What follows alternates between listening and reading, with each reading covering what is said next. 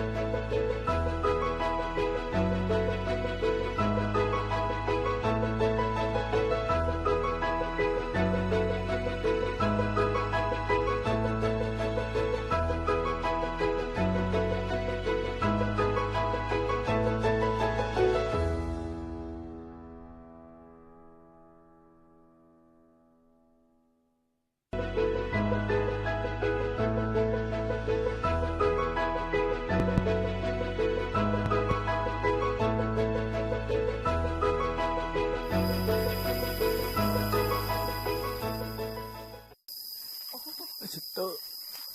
ก็เลยบอกโอเค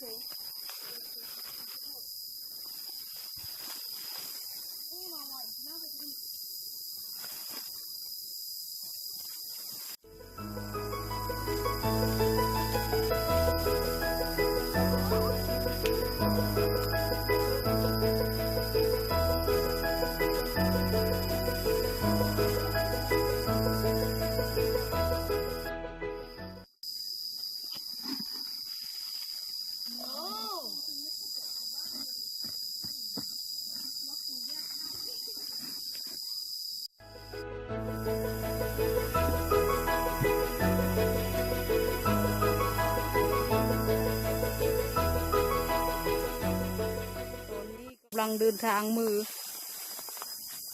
รถพุ่นแล้วเนาะ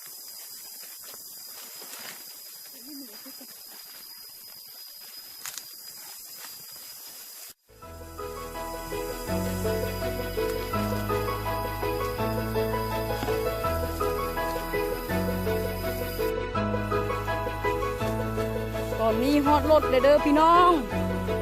กำลังจะเอาขึ้นรถนี่ป้าลงไว้ในรถ